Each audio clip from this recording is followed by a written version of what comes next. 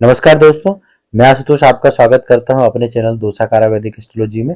आज हम बात करने वाले हैं मिथुन राशि वालों के लिए 2024 का जो वर्ष है वो कैसा होने वाला है। तो चलिए सीधे हम चलते हैं ट्रांजिट पे। देखिए, जो आपका ईयरली प्रिडिक्शंस है वो आपके बड़े ग्रहों के ट्रांजिट पे ज्यादा निर्भर करता है और छोटे ग्रह के जो ट्रांजिट होते हैं वो कम समय के लिए होता है, तो मंथली राशिफल को ज्यादा प्रभावित करते हैं। बट जब भी वो कंजक्शन में आते हैं, कोई उनका युति होती है किसी पॉइंट के साथ, तो रिजल्ट उस हिसाब से तय होता है। तो सबसे पहले देखिए, सूर्य की जो ट्रांजिट है वो 16 दिसंबर को ऑलरेडी वो सेगिटेरियस यानी कि आपके धनु राशि में वो जा चुके हैं और 14 जनवरी को मकर राशि में प्रवेश करेंगे 2024 में। तो मकर संक्रांति मनाई जाएगी, यानी कि सूर्य की जो है करीब 30 दिन का ट्रांजिट सूर्य का होता है। मंगल की बात करें तो अगेन 45 डेज का उनका ट्रांजिट होता है और दिसंबर 28 को वो ऑलरेडी ट्रांजिट होने वाले हैं। अगेन सेगिटेरियस धनु राशि में जाएंगे जहां 45 डेज रहेंगे। बुध की बात करें तो 28 को ही दिसंबर 28 2023 को मरकरी जो है स्कॉर्पियो यानी वृश्चिक राशि में प्रवेश करेंगे, जो 21 दिन के लिए करीब करीब होगा। अब बात करते हैं जो मेजर बड़े प्लैनेट हैं जिनका ज्यादा इफेक्ट होता है आपके ईयरली प्रेडिक्शंस पे। तो देखिए, बृहस्पति अप्रैल 2023 को जो है ऑलरेडी आपके मेष राशि में प्रवेश कर चुके हैं और बृहस्पति करीब 12.5 महीने एक राशि में रहते हैं। तो इसका मतलब है कि मई 2024 तक तो वो मेष राशि में ही होने वाले हैं और मेष राशि पे ही बने रहेंगे। इसका मतलब ये है कि अगर आप मिथुन राशि के हैं तो आपके कौन से घर में वो रहेंगे, वो आपके रहेंगे 11th हाउस में आपके बृहस्पति रहने वाले हैं। अब बात करते हैं शुक्र की। शुक्र देखिए, अगेन शुक्र भी 26 दिन के लिए ट्रांजिट करते हैं। दिसंबर 25 को ही वो स्कॉर्पियो में ट्रांजिट करने वाले हैं, यानी कर चुके हैं ऑलरेडी आज, और यहाँ पे करीब 26 दिन के लिए रहेंगे। शनि की बात कर लीजिए, देखिए शनि 17 जनवरी 2023 को ऑलरेडी एक्वेरियस यानी कुंभ राशि में प्रवेश कर चुके हैं और शनि करीब 2.5 साल रहते हैं। तो इसका मतलब है कि वो इस साल तो वो कहीं ना कहीं आपके कुंभ राशि में ही रहने वाले हैं। अगर आपके कुंडली की बात की जाए, अगर आप उस तरफ से देखें कि आपके कौन से घर पे ज्यादा प्रभाव डालेंगे शनि, तो शनि आपके 9वें घर 9th हाउस में आपके रहेंगे और 3 घरों पर दृष्टि डालेंगे, जिसकी हम अभी चर्चा करने वाले हैं। अब हम बात करते हैं राहु की। तो देखिए, राहु ऑलरेडी 30 अक्टूबर 2023 को मीन राशि में प्रवेश कर चुके हैं जहां 19 महीने करीब रहेंगे। तो इस साल तो 2024 में आपके वो मीन राशि पे ही रहने वाले हैं। अगर आपकी कुंडली की बात करें कि राहु कौन से घर में रहेंगे, तो आप ये देख के चलिए कि राहु आपके 10th हाउस में रहने वाले हैं और केतु जो है वो भी ऑलरेडी ट्रांजिट कर चुके हैं। इस साल पूरे ही वो 4th हाउस में यानी कि चतुर्थ भाव में केतु रहने वाले हैं। अब हम समझते हैं, सबसे पहले बृहस्पति को अगर आप लीजिए ट्रांजिट के हिसाब से, तो बृहस्पति जैसे ही आपके 3rd हाउस में रहेंगे, आप स्क्रीन पे देख सकते हैं, बृहस्पति अगर 3rd हाउस में है, आपके 11th हाउस में है, तो वो अपनी दृष्टि कहाँ डाल रहे हैं। देखिए, उनकी सबसे पहली जो दृष्टि है, 5वीं दृष्टि है ना बृहस्पति की, वो आपके तीसरे घर पे है। अब चूंकि वो सूर्य का घर है 5 नंबर वहां पे, तो ये कहीं ना कहीं मित्र दृष्टि है और 3rd हाउस आपका नेम एंड फेम का होता है। तो अच्छे कर्मों की वजह से आपको कुछ ना कुछ जहां भी आप हैं कर्म, अगर आप जॉब प्रोफेशन में है, बिजनेस करते हैं, तो कहीं ना कहीं आपके नाम में वृद्धि होने वाली है। किसी इंडस्ट्री में आप है, फिल्म इंडस्ट्री वगैरह में, तो वहां भी नेम एंड फेम में बृहस्पति कहीं ना कहीं जरूर वृद्धि करेंगे। आपको करना क्या है, छोटे भाई बहन के लिए भी अच्छी स्थिति है, उनको भी आपसे कोई ना कोई सहयोग मिलेगा और उनसे अगर रिश्ते कोई खराब भी है तो इस समय आपको वो कहीं ना कहीं अच्छा होने वाला है। अब देखिए, अगर उपाय की तरह से देखें तो आप कम से कम ट्रैवल कीजिए थोड़ा, जहाँ पे आप कह सकते हैं जो स्पिरिचुअल प्लेसेस हैं वहां आपको जाना चाहिए। कोई मंदिर ही आप जा सकते हैं, खास करके बृहस्पतिवार को आप ट्रैवल कीजिए, थोड़ा आपको ट्रैवल करना चाहिए ऐसे जगहों पे जहाँ पे भगवान या फिर आप कह लें कि तीर्थ स्थान आप कह सकते हैं, वहां आपको विजिट करना चाहिए। बृहस्पति की जो अपनी 7वीं दृष्टि आपके पंचम भाव पे रहने वाला है और 5th हाउस आपका प्रेम, एजुकेशन, चिल्ड्रन का होता है। तो कहीं ना कहीं ये बृहस्पति की स्थिति बहुत अच्छी है दृष्टि के हिसाब से। आप देख लें, पूर्व जन्म का भी अगर आपको कोई कर्म है तो उसका भी आपको प्रभाव यहाँ पे मिलने वाला है। कोई प्रेम विवाह शादी के चक्कर में है तो वो भी कहीं ना कहीं ठीक रहेगा। अगर शादी में अगर रिश्ते आपको ठीक नहीं चल रहे तो बृहस्पति की दृष्टि से ये भी ठीक रहने वाला है। ये 1 मई तक का आप कह सकते हैं कि बच्चे पढ़ाई लिखाई में भी उनका मन लगेगा और इस समय कुछ ना कुछ रिजल्ट ला के देंगे। अगर आप कोई कंपटीशन की भी तैयारी कर रहे हैं, प्राइमरी एजुकेशन की बात कर लें, तो बृहस्पति की ये दृष्टि कहीं ना कहीं आपकी अच्छी होने वाली है। बृहस्पति की 7वीं दृष्टि 9वीं दृष्टि अगर आप देखें तो 7th हाउस पे है और ये उनका अपना ही घर है। तो आप कह सकते हैं कि मूल त्रिकोण की राशि जो है धनु, उस पर उनकी दृष्टि है। तो इस घर के लिए तो काफी शुभ है। अगर आप बिजनेस वगैरह करते हैं तो ये उसके लिए अच्छा है। अगेन शादीशुदा जीवन के लिए, पार्टनरशिप के लिए काफी बेहतर होने वाला है। इस समय अगर कोई कंफ्यूजन भी है आपके पार्टनरशिप में तो ये कहीं ना कहीं दूर हो जाएगा। रिश्ते में अगर कोई कहीं से मिसअंडरस्टैंडिंग है तो वो भी ठीक हो जाएगी। कोई बिजनेस शुरू करना चाहते हैं तो ये सही समय है। आपको करना यह है कि आपको किसी को धोखा नहीं देना है, किसी भी रिश्ते में, किसी भी तरीके का पार्टनरशिप हो तो आपको अपने पार्टनर को धोखा नहीं देना है। तो बृहस्पति यहाँ आपको अच्छा रिजल्ट देते रहेंगे। अब ये 1 मई 2024 तक ये स्थिति थी। अब देखिए स्थिति कैसे बदलती है जब बृहस्पति वृषभ राशि में 1 मई को ट्रांजिट कर जाएंगे 2024 को। तो यही बृहस्पति जो आपके लिए बहुत अच्छा रिजल्ट दे रहे थे, यहाँ से आपको जो है कहीं ना कहीं थोड़ी परेशानी शुरू होगी, क्योंकि 12th हाउस में है तो बृहस्पति खर्चा करवाएंगे। अब चूंकि बृहस्पति शुभाशुभ प्लानेट है, खर्चा भी करवाएंगे, तो आप ऐसी जगह खर्चा कीजिए जहां से आपको उसकी रिकवरी हो जाए। यानी कि आप ये मान के चलिए कि कोई चैरिटी में आप खर्चा कीजिए, कोई मंदिर वगैरह में आप खर्चा कीजिए, कहीं डोनेशन में आप किसी अच्छे कॉज के लिए डोनेशन दीजिए, तो यहाँ बृहस्पति जो है आपके अच्छा रिजल्ट देंगे। बाकी मान के चलिए कि खर्चे का समय तो बृहस्पति यहाँ कराएं। बृहस्पति एक्सपेंशन के कारक है, जो भी खर्चा करवाएंगे बड़ा ही करवाएंगे। 12वें घर में बृहस्पति अच्छा रिजल्ट नहीं देते थे। कोई भी शुभ प्लैनेट जो है किसी मेलेफिक हाउस में अच्छा रिजल्ट नहीं देते हैं, लेकिन जैसे मैंने बताया आप किसी चैरिटी शुभ काम पे डोनेशन पे खर्चा कीजिए तो बृहस्पति कहीं ना कहीं उस चीज को रिकवर कर देंगे। अब यही बृहस्पति की जो 5वीं दृष्टि आपके 4th हाउस पे आ रही है, और ये कहीं से मित्र दृष्टि नहीं है, और वहां पे केतु भी रहने वाले हैं। तो अब मान के चलिए कोई जमीन वगैरह आपका काम चल रहा है तो हो सकता है कि प्रॉपर्टी आपके हाथ से निकल जाए, तो गाड़ी वगैरह है तो बेचने की स्थिति बन जाए, है कि नहीं। कहीं ना कहीं थोड़ा सा आपको इस चीज में नुकसान मिलेगा। माता के हेल्थ पे खास करके ध्यान दीजिएगा इस समय, क्योंकि कहीं ना कहीं उनके हेल्थ की बिगड़ने की संभावना काफी बढ़ जाने वाली है। उसका रीजन है कि देखिए केतु बृहस्पति की जब दृष्टि होती है तो कहीं ना कहीं केतु जो है विच्छेदात्मक ग्रह है, एक मोक्ष कारक ग्रह भी माना जाता है। बृहस्पति तो है ही मोक्ष कारक, और 12th हाउस वैसे भी आपका मोक्ष का ही है। तो बृहस्पति वहां बैठकर दृष्टि डालते हैं, केतु के साथ संपर्क बनाते हैं, तो 4th हाउस से रिलेटेड चीजों के से आपका विच्छेद होना संभव है। तो आप बृहस्पति के उपाय इस समय आपको बिल्कुल करना चाहिए। जैसे मैं आए विष्णु सहस्त्रनाम पढ़िए, आप पीले चीजों का आप दान कीजिए, खास करके बृहस्पतिवार को गुरुओं का सम्मान कीजिए, तो कहीं ना कहीं बृहस्पति आपको, और जाके टेम्पल वगैरह की सफाई कीजिए, थोड़ा सा श्रम दान कहते हैं ना कि धर्म का दान दीजिए, वहां पे जाके थोड़ा मेहनत कीजिए, तो बृहस्पति आपको यहाँ पे अच्छा रिजल्ट देंगे और कहीं ना कहीं निगेटिव चीजों को संभाल के रखेंगे। अब बृहस्पति के 7वीं दृष्टि 6th हाउस पे, तो बिल्कुल अच्छा नहीं है। हालांकि मित्र दृष्टि है, लेकिन 6th हाउस अगर कोई बीमारी वगैरह है तो इस समय उसकी बढ़ने की संभावना है। खास करके अगर आप डायबिटीज, शुगर, ब्लड प्रेशर, इन चीजों से अगर आप जूझ रहे हैं तो बृहस्पति यहाँ पे आपको कहीं ना कहीं नुकसान जरूर पहुंचाएंगे। कोई दुश्मनी आपकी चल रही है फालतू की, तो यहाँ बृहस्पति उसको थोड़ा आराम देंगे, क्योंकि बृहस्पति की दृष्टि में ही अमृत है। लेकिन हेल्थ के हिसाब से ये स्थिति बिल्कुल ठीक नहीं है, आपको थोड़ा डिसिप्लिन होना पड़ेगा और चीजें यहाँ पे ठीक होती चली जाएंगी। अब बृहस्पति की जो 9वीं दृष्टि है वो 8th हाउस पे है, तो ये अच्छा नहीं, क्योंकि मित्र दृष्टि बिल्कुल भी नहीं है और शनि का घर है वो। और यहाँ अगर कोई ऑब्स्टेकल्स वगैरह आपके जीवन में चल रहे हैं तो उसको उस हिसाब से नहीं बढ़ने देंगे कि आपको बहुत ज्यादा नुकसान हो, लेकिन ये मान के चलिए कि कहीं ना कहीं परेशानियां थोड़ी बनी रहेगी, क्योंकि मित्र दृष्टि नहीं है और शनि से उनकी बिल्कुल मित्रता नहीं है, शनि का ये घर है इस समय। तो ये परेशानियां आपको, ऑब्स्टेकल्स थोड़े बहुत बने रहेंगे। हाँ, अगर आप धर्म कर्म में रुचि लेते हैं, किताबें पढ़ते हैं, रिसर्च करते हैं, तो ये बृहस्पति उस चीज के लिए ठीक है। प्लस अगर आप बृहस्पति का पूरा फायदा लेना चाहते हैं तो 12th हाउस, यानी कि अगर आपको बिजनेस वगैरह में है तो आप बाहर से, अगर विदेश से अगर आपका कोई व्यापार वगैरह है तो वो बृहस्पति आपको यहाँ पे मदद करते हैं। अगर आप बाहर जाना चाहते हैं अभी तो उसमें आपको मदद करेंगे। हाँ, रिजल्ट उतना अच्छा नहीं मिल पाएगा। आप देखिए, हम बात करते हैं शनि की। देखिए शनि आपके 9th हाउस में बैठे हैं और अपने ही घर में बैठे हैं, तो भाग्य में वृद्धि तो करेंगे, लेकिन शनि से नहीं करेंगे, धीरे धीरे करेंगे, बट जो भी करेंगे ठोस करने वाले हैं।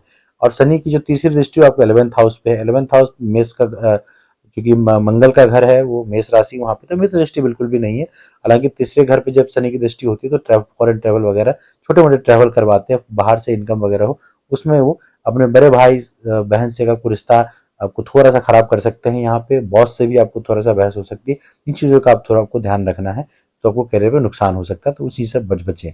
शनि की जो 7वीं दृष्टि आपके 3rd हाउस पे है, जो कि आपका मित्र दृष्टि अगेन नहीं, सूर्य का घर है वो, तो आपको यहाँ पे थोड़ा ट्रैवल वगैरह करवाएंगे, है कि नहीं। छोटे भाई बहन से अगर रिश्ता थोड़ा खराब कर सकते हैं।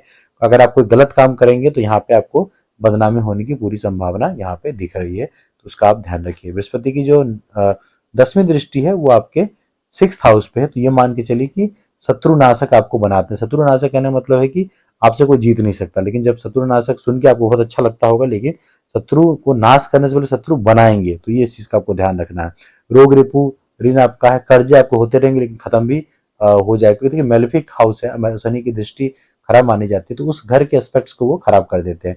तो रोग रिपु ऋण तीनों चीज पे उनका काम होता है, लेकिन रोग खत्म करेंगे तो पहले रोग होगा, है कि नहीं। दुश्मन खत्म करेंगे तो पहले दुश्मन बनेंगे फालतू के, लेकिन कर्जे खत्म होंगे तो पहले कर्जे बनते रहेंगे। तो ये चीजें है। बट शनि 9th हाउस में है, अच्छी स्थिति है, अपने ही घर में है। आप सैटरडे शनिवार को कम से कम टेम्पल जाइए, शनिवार के मंदिर जाइए। आप किसी को दया भाव से कोई दान ना दीजिए, सेवा भाव से आप गरीबों की मदद कीजिए। जो अपने लिए खरीदते हैं वही उनको खरीद के दीजिए, तब शनि जाकर प्रसन्न होता है। अगर आप दया भाव से करेंगे तो नहीं, क्योंकि देखिए सृष्टि में भगवान ने सबको एक जैसा ही बनाया, तो दया अच्छी चीज है, लेकिन आप किसी की मदद जब दया भाव से करते हैं तो कहीं ना कहीं उसको अपने से कमतर आप समझते हैं। इसलिए वो करना क्या है, उनको अपने जैसा ही समझते हुए उनकी मदद करनी है। तो शनि यहाँ पे डेफिनेटली आपको मदद करने वाले हैं। आगे अगर आप देखें राहु केतु की, अगर आप बात करते हैं तो देखिए राहु केतु इस समय जो है, राहु आपके 10th हाउस में है और केतु कहीं ना कहीं आपके 4th हाउस में। तो ये उतनी अच्छी स्थिति नहीं है। उसका रीजन देखिए, एक तो राहु भ्रम की स्थिति बनाते हैं और मीन राशि में है। मीन राशि क्या है, आपका एक जल तत्व की राशि है, जहां पे इमेजिनेशन की बहुत ही अधिकता है ना। तो जल तत्व की राशि में माइंड पे जो जिस तरीके से काम करता है, और राहु का होने का मतलब है कि भ्रम की स्थिति बनेगी। बट क्योंकि देखिए मीन राशि द्विस्वभाव राशि है ना, तो कहीं डिसीजन मेकिंग में हमेशा डिफरेंसेस रहते हैं। वहां राहु अगर आके बैठ जाए तो कहीं ना कहीं क्या करते हैं, आपके दो हमेशा या दो डिसीजन में रहते हैं और सही डिसीजन ले नहीं पाते। और 10th हाउस वैसे भी आपका कर्म का भाव है, तो जॉब वगैरह पे इसका सीधा प्रभाव है। थ्रू आउट कुछ ना कुछ परेशानियां जो है बनी रहेगी, क्योंकि इस साल तो राहु रहने ही वाले हैं उस घर में। तो आपको जॉब वगैरह में परेशानी थोड़ी बनी रहेगी। आपको क्या लेना है, समझदारी से काम लेना है। भ्रम में आके कोई ये समझ लेना कि आपको किसी ने तारीफ कर दी तो आप बहुत उछल कूद मचा, ऐसा नहीं है। आपको प्रैक्टिकली जमीन पे पांव रखना है। और जॉब चेंज करने के हिसाब से ये कहीं पीरियड सही नहीं रहने वाला है। थोड़ा सा आप फोकस अपना बढ़ाइए, मेहनत कीजिए, बाकी चीजें छोड़ दीजिए। यहाँ पे पिता के हेल्थ के लिए थोड़ा आपको ध्यान रखने की जरूरत है। उसी तरीके से केतु आपके 4th हाउस में, हालांकि आप अपने मित्र के घर में कन्या राशि को बुध जो है अपना राशि मान के चलते हैं, फिर भी आप मान के चलिए कि अगर मैंने जिस समय बताया था कि अपने जमीन वगैरह का कोई काम खरीदना चाहते हैं तो इस समय वो अच्छी स्थिति नहीं है। हाँ, आपको बेचना चाहते हैं तो कहीं ना कहीं केतु आपकी आपकी मदद करेंगे, लेकिन लेने में आपको मदद नहीं करने वाले हैं। हालांकि केतु जो है मंगलवत फल देते हैं और मंगल जमीन का ही कारक माना जाता है। तो आपको ये भी देखना होगा कि मंगल की स्थिति कब कब कैसे रहेगी, उस हिसाब से जो है आप प्रॉपर्टी वगैरह परचेज कर सकते हैं। तो ये तो रहा बड़े ट्रांजिट के हिसाब से। अब हम समझने की कोशिश करेंगे कि प्रेम के हिसाब से आपका राशि कैसे रहने वाला है, करियर के हिसाब से। चलिए एक एक करके समझते हैं। सबसे पहले बात करते हैं प्रेम की। देखिए इस समय आपका जो शुरुआत जो होगा काफी अच्छा रहने वाला है, क्योंकि बृहस्पति की दृष्टि पर आपके 5th हाउस पे है। कोई दिक्कत नहीं है। आप ये मान के चलिए कि आप अपने प्रेम में बहुत ही सच्चे और ईमानदार रहेंगे, और आपका पार्टनर भी आपके साथ वैसे ही रहने वाला है। लेकिन जैसे ही बृहस्पति 12th हाउस में जाएंगे तो थोड़े से प्रेम संबंध, खास करके मई जून के बाद से थोड़ी परेशानियां आपको आ सकती है। उससे पहले तक आप पूरा ही रिश्तों को तवज्जो देने वाले हैं, और आपको सामंजस्य की स्थिति पूरी पैदा होगी किसी भी रिलेशन में, प्रेम संबंधों में। ये समय रहेगा कि अगर आप चाहते हैं कि रिश्ते आपके कन्वर्ट हो जाए, कोई प्रेम में है, अगर आप विवाह करना चाहते हैं तो ये सही समय होगा, खास करके मई से पहले तक, कि आप किसी उस रिश्ते को कोई ना कोई नाम दे दें, है ना। आपको ये भी हो सकता है कि कोई यात्रा करनी पड़ जाए अपने किसी प्रेमी या प्रेमिका से मिलने के लिए, तो ये स्थिति थोड़ी बढ़ेगी यहाँ पे। अब हम करियर की बात करते हैं। देखिए मिथुन राशि वालों के लिए करियर, जैसे मैंने बताया कि थ्रू आउट जो है किसी किसी तरीके से परेशानियां बनी रहेगी। आपको करियर में किसी भी तरीके का कोई शॉर्टकट नहीं लेना है। आपको इसमें पूरे ही मेहनत पे ध्यान देना है। और वर्ष की शुरुआत हालांकि अच्छी रहेगी, क्योंकि राहु वहां आ चुके हैं, तो शुरुआत में थोड़े अच्छे रिजल्ट देते हैं कि बाद में थोड़ा ना कहीं आपको परेशान जरूर करेंगे। तो आपको क्या करना है, अपने मेहनत पे भरोसा रखना है, शॉर्टकट नहीं लेना है, तब जाके आपको कहीं ना कहीं अच्छा रिजल्ट मिलेगा। हाँ, थोड़ा सा आप मान के चलिए कि मार्च से लेकर अप्रैल के बीच में आपको करियर में थोड़ी अच्छा प्रभाव मिल सकते हैं। हो सकता है आपका प्रमोशन हो जाए, सैलरी बढ़ जाए, लेकिन थ्रू आउट इस ईयर आपको नौकरी चेंज करने से बचना है, शॉर्टकट नहीं लेना है, और अगल बगल फालतू सलाह लेके कोई डिसीजन नहीं लेना है।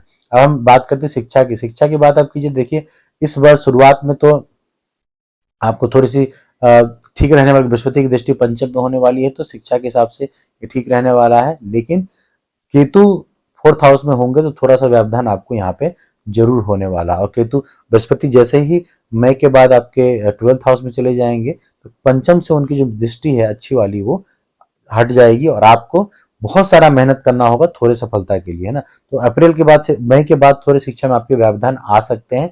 आपको कहीं ना कहीं फोकस करना पड़ेगा, अगर आप विद्यार्थी हैं, तभी जाके आपको अच्छा रिजल्ट मिलेगा। हाँ, अगर आप साल के शुरुआत में कोई प्रतियोगी परीक्षा देने जा रहे हैं तो परिश्रम तो करना पड़ेगा, लेकिन हो सकता है इसको आपको अच्छा रिजल्ट मिले। आप बृहस्पति पे फोकस कीजिए, विष्णु सहस्त्र नाम सुनिए कम से कम। अगर आप विद्यार्थी हैं तो भी कहीं ना कहीं आपको इस पे वो जरूर हेल्प करेंगे।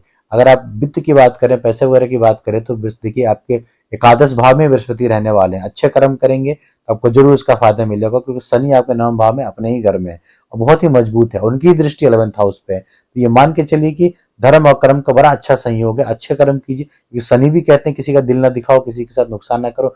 बृहस्पति तो है ही धर्म के कारक, और 11th हाउस में ही शनि की दृष्टि हो जाती है। भाग के लॉर्ड हो क्या, भाग के घर में ही है वो, बृहस्पति 11th हाउस में। तो अच्छे कर्म करेंगे, मेहनत करेंगे, बिना किसी को धोखा नहीं देंगे, धन जो है लगातार आता रहेगा। बस आपको क्या करना है, रेनी डेज के लिए पैसे बचा के रखने, क्योंकि यही बृहस्पति जब 12th हाउस में चले जाएंगे तो कहीं ना कहीं आपका खर्चा बढ़ने वाला। तो इस पे आप थोड़ा सा ध्यान दीजिए 1 मई के बाद। अब हम बात करते हैं आपके व्यापार पे। देखिए, अगर व्यापार की बात करें तो सूर्य, मंगल और बुध, शुक्र के प्रभाव से आपको व्यापार में उतार चढ़ाव की स्थिति जो है कहीं ना कहीं बनती नजर आएगी। ये मान के चले कि जनवरी से लेकर मार्च तक आपको बहुत ही समझदारी से काम लेना, धीरे धीरे बढ़ना है। थोड़ी चुनौतियां आएंगी, लेकिन आपको कहीं भी विचलित नहीं होना है, और आप खुद ही धीरे धीरे देखेंगे कि सब चीजें आसान होती चली जाएगी। 1 मई को बृहस्पति भी द्वादश भाव में चले जाएंगे, तो ये दर्शाता है कि आप विदेश से अगर आपका कोई व्यापार है तो उसमें आपको सफलता देंगे, है कि नहीं। उससे पहले मिला जुला प्रभाव बना रहेगा। अब कहते हैं ना, बृहस्पति 12th हाउस में जाके अच्छे नहीं है, लेकिन जैसे ही आप उसके एलिमेंट को मैच कर लेते हैं, जो कि 12th हाउस, और बाहर से कोई व्यापार करते हैं, इंपोर्ट एक्सपोर्ट में जाते हैं, तो आपको वो अच्छा रिजल्ट जरूर देंगे। अब बात करते हैं आपके संपत्ति और वाहन की। देखिए, जैसे ही संपत्ति और वाहन की बात करेंगे तो चतुर्थ भाव में केतु की उपस्थिति रहने से आपको वाहन खरीदने और वाहन चलाने दोनों में आपको बड़ा ध्यान रखने की जरूरत है, क्योंकि अच्छा समय नहीं है। और केतु थ्रू आउट ही इस साल रहने वाले हैं, तो मैं तो आपको एडवाइस करूंगा कि कोई वाहन या घर भी खरीदने का आप जरूरत ना करें। इसके बाद ही कोई पुराना ही घर आपके पास अगर कोई गाड़ी हो रहा है तो उसी को संभाल के चलाएं, कोई दिक्कत नहीं, उसका ध्यान रखें। देखिए, हो सकता है कोई ना कोई दुर्घटना होने की संभावना होती रहेगी, क्योंकि गाड़ी हमेशा खराब होती रहेगी, कोई ना कोई परेशानी आती रहेगी, और आप लंबे दूरी पे चले जाए, गाड़ी रास्ते में खराब हो जाए तो आपको समस्या होगी। तो इस समय संपत्ति के विक्रय के हिसाब से तो ठीक है, आप इसको बेच सकते हैं, लेकिन खरीदने के हिसाब से ये बिल्कुल ठीक नहीं है। हम बात करते हैं आपके धन और लाभ। जैसे मैंने बताया कि बृहस्पति 11th हाउस में है, तो लाभ आपका मई तक कहीं ना कहीं बना ही रहेगा, और उसके बाद शनि की दृष्टि रहेगी तो छोटा मोटा लाभ आपको होता ही रहेगा। लेकिन ये मई तक की स्थिति है, मई के बाद आपको काफी समझदारी से काम लेना है, आपके खर्चे बढ़ने वाले हैं, और खास करके बीमारी पे भी हो सकता है, तो आपको ध्यान रखें। अब स्वास्थ्य की बात करते हैं। स्वास्थ्य की जैसे हम बात करेंगे, देखिए शुरुआत में जैसे मैंने कहा मई तक तो कहीं ना कहीं ठीक रहने वाला, लेकिन शुक्र और बुध आपके छठे भाव में, सूर्य और मंगल सप्तम भाव में आपके जब भी ट्रांजिट करेंगे तो स्वास्थ्य की समस्या आपको बढ़ने लग जाएगी। आपके रहन सहन की स्थिति, आप जैसे आप रहते हैं, लाइफ स्टाइल जो है आपका, उसको आपको ठीक करना है, क्योंकि राहु और केतु, राहु जो 10th हाउस में है, केतु 4th हाउस में है, ये आपके दिनचर्या को प्रभावित करेंगे, खास करके आपके हार्ट से रिलेटेड यानी छाती से कह लिए फेफड़ों से रिलेटेड समस्याएं पैदा करने वाले, और ठंड गर्म भी आपको लग सकता है, कोल्ड वगैरह बना रहेगा। और जैसे मई के बाद बृहस्पति चले जाएंगे 12th हाउस में, 6th हाउस में उनकी दृष्टि रहेगी, तो शुगर वगैरह की समस्या, पेट की समस्या, ब्लड प्रेशर की समस्या कहीं ना कहीं आपको दिखाई देगी। तो आपको क्या करना है, बहुत ही परहेज रखना है, फालतू बाहर का खाना नहीं खाना है, तो फ्राइड वगैरह फूड आपको नहीं खाना है। थ्रू आउट ये चीजें आपकी बनी रहेगी। तो आपको रेमेडीज इस साल क्या करनी है, सबसे पहले तो विष्णु सहस्त्रनाम आप थ्रू आउट सुनते रहिए, ये आपके लिए अच्छा रहेगा। गणपति जी की पूजा कीजिए, क्योंकि केतु की स्थिति ठीक नहीं है, तो आप इन दो चीजों पर फोकस कीजिए। विष्णु सहस्त्रनाम पढ़िए, या और पढ़ सकते हैं तो पढ़िए, नहीं तो सुनिए, और पीले चीजों का दान कीजिए मई के बाद खास करके, और गणेश अथर्व शीर्ष का पाठ आप रोज करते रहिए, और बुरी आदतों से बचने की कोशिश कीजिए, क्योंकि इस समय जो भी आपको लत लगेगी वो थ्रू आउट आपके जीवन में रह जाएगा। तो ये था मिथुन राशि वालों के लिए कि साल कैसा रहने वाला है। अगर कोई आपको कोई सवाल हो तो आप पूछ सकते हैं कमेंट में। अगर आपको अपनी कुंडली दिखवानी हो तो वो चार्जेबल रहेगा, दिए गए नंबर पे आप संपर्क करें। लाइक करें, शेयर करें, सब्सक्राइब करें, और कमेंट में हर हर महादेव लिखना ना भूलें। महादेव की कृपा आप पे हमेशा बनी रहे। बहुत धन्यवाद आपका।